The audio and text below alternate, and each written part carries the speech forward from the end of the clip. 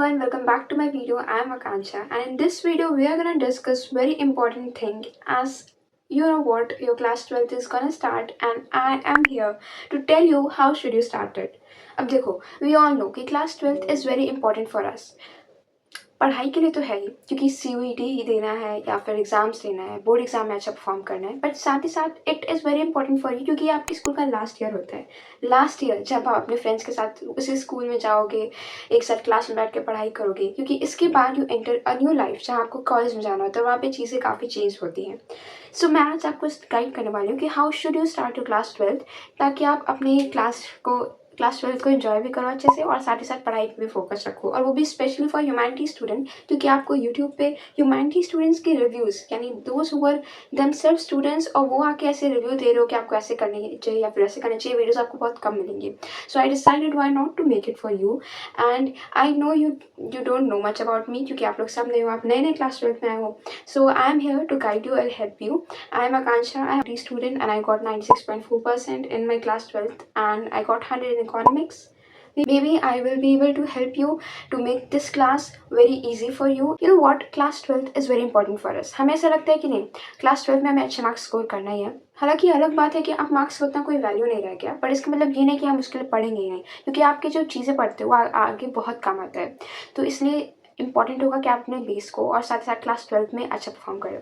ठीक है, तो क्या सी चीज़ है, देखो मैं आपको 5 इंपॉर्टेंट टिप्स देने वाली हूँ, और जो लास्ट वाला टिप है that is very very important, तो लास्ट तक देखना वीडियो को. एंड या let's start with this video. Tip number 1, आप इंटरनेट पे कोई भी वीडियो देख लो, हर कोई कहता है कि अरे मैंने तो एक रात पहले पढ़ के एग्जाम दे दिया, मेरा अच्छा नंबर आ गया, मैं तो अभी तक नहीं पढ़ी हूँ गाइस, मेरा कल एग्जाम है. और ह्यूमैनिटी स्टूडेंट्स को वैसे भी ऐसे बहुत इन्फीरियर तरीके से देखा जाता है कि नहीं, इनको तो पढ़ना ही नहीं होता है. तो मैं आपको बताना चाहूँगी कि ये सारे मिथ है. आप 11th में पढ़ोगे, इसमें एग्जाम दोगे, तो अभी तक तो आपको रियलाइज़ हो गया होगा कि एक रात पहले पढ़ के ह्यूमैनिटीज़ में अच्छे मार्क्स स्कोर करना है इज़ नॉट पॉसिबल. ठीक है, तो एक इंपॉर्टेंट चीज़ जो आपको पूरे क्लास 12th में कंटिन्यू करना है वो क्या है, कंसिस्टेंसी. कोई ज़रूरत नहीं है 8 घंटे पढ़ने की, 12 घंटे पढ़ने की, वो भी अभी से. No, there is no need to study in that manner. क्या करना है, आप 2 से 3 घंटे भी रेगुलरली पढ़ोगे ना, that is more than enough for you.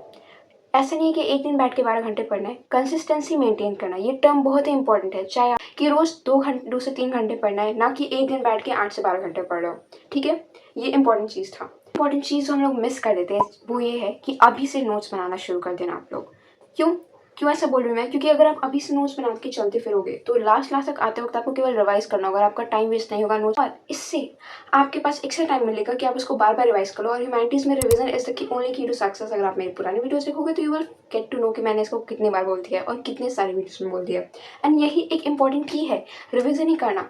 तो अगर आपके पास पहले से नोट्स प्रिपेयर करेंगे तो आपके पास रिविजन के लिए बहुत सारा टाइम बचेगा, तो दैट विल हेल्प यू. तो तीसरा एंड बहुत ही इंपॉर्टेंट चीज़ कि स्कूल में देखो पीरियोडिक टेस्ट होते हैं, क्लास टेस्ट होते हैं, वीकली टेस्ट होते हैं, हाफ ईयरली होता है, मिड टर्म, फिर उसके बाद प्री बोर्ड होता है. तो जितने भी टेस्ट होंगे, जितना भी टेस्ट है, पूरा सिलेबस नहीं कवर कर पा रहे हो कोई बात नहीं, पर कुछ भी पढ़ो, लेकिन पढ़ के ही टेस्ट हो, क्योंकि अभी से टेस्ट के लिए पढ़ के दोगे तो आपका एक तो पहले सिलेबस कवर होता जाएगा, प्रिपरेशन होता जाएगा, और साथ ही साथ आप जिस तरीके से आंसर लिख रहे हो, पढ़ के लिख रहे हो, तो टीचर्स देखेंगे, they will correct you, they will talk about it कि आपको कैसे करना है, कि कहाँ कैसे आंसर लिखना है, कहाँ पे गलती हो रही है. और अगर बिना पढ़े टेस्ट होगा कि नहीं मैं तो साल भर पढ़ी ही नहीं, बस ऐसे ही टेस्ट दे दी, चीटिंग करके दे दी, ऐसे दे दी, और लास्ट में एग्जाम के वक्त अगर आप पढ़ रहे हो तो इससे कोई मतलब नहीं निकलेगा. अगर टेस्ट के लिए पढ़ोगे, स्टार्टिंग से पढ़ते रहोगे, तो आपके पास सिलेबस भी पहले बात बर्डन कम हो जाएगा, और आपको एग्जाम में लिख रहे होगे तो टीचर्स आपको देख सकते हैं, आप में इंप्रूवमेंट हो रही होगा आंसर राइटिंग स्किल्स में. तो इट इज़ वेरी इंपॉर्टेंट कि हर एक टेस्ट के पहले सही पर पढ़ के जाओ, बिना पढ़े कोई भी टेस्ट को अटेम्प्ट नहीं करना. ये एक रूल बना है. Important cheese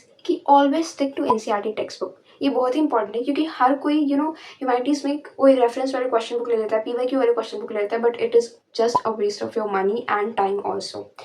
suggest you genuinely हमेशा एक ही चीज़ के ऊपर स्टिक रहो, उसको बार बार पढ़ो, क्योंकि फालतू की चीज़ों को पढ़ने से कुछ नहीं मिलेगा.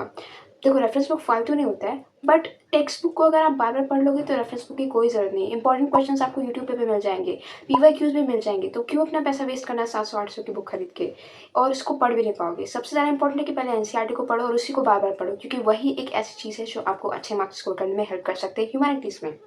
एंड लास्ट ऐसी इंपॉर्टेंट चीज़ जिसके लिए मैंने कहा था ये ऐसी चीज़ है जो मैं भी पहले नहीं करती थी, बट बाद में मुझे 11th के आखिरी एकदम 11th में हाफ ईयरली के बाद मुझे रियलाइज़ हुआ कि मुझे करना ही चाहिए। दैट इज़ कि आप जब भी कोई भी आंसर याद करो, कोई भी पॉइंट याद करो, कुछ भी याद करो इन ह्यूमैनिटीज़ आर्ट्स जैसे सब्जेक्ट में, तो you have to write it down. Yes, कुछ याद किया उसको 4 बार पढ़ो, 10 बार पढ़ो, रिविज़न तो इंपॉर्टेंट होता है, साथ ही साथ लिख के याद करो। कुछ याद किया, कुछ इंपॉर्टेंट चीज़ है, आप पूरे सेंटेंसेस को मत लिखो किसी टॉपिक के, बट हम बुलेट पॉइंट्स पे लिख दो, यो की पॉइंट्स पे लिख दो, बट उसको लिख के याद करो, क्योंकि लिख के जो याद करते हो बहुत ही इफेक्टिवली याद होता है। लिख के याद करना और बिल्कुल भी प्रोक्रास्टिनेट मत करना, क्योंकि ह्यूमैनिटी स्टूडेंट आपको लिखना ही है, आप लिखने से दूर नहीं भाग सकते। So you have to write it down. Okay, तो या एंड बाकी की इंपॉर्टेंट टिप्स भी आती रहेंगी on this channel. You have to stay connected to me, and अगर आपको मेरी वीडियो अच्छी लगी हो then share it with your friends, and या I am here to guide you, to help you for your humanities exam as your senior and as your Didi. So yeah, you can subscribe to this channel for more such videos. I will see you in next video. Till then, take care. Bye bye.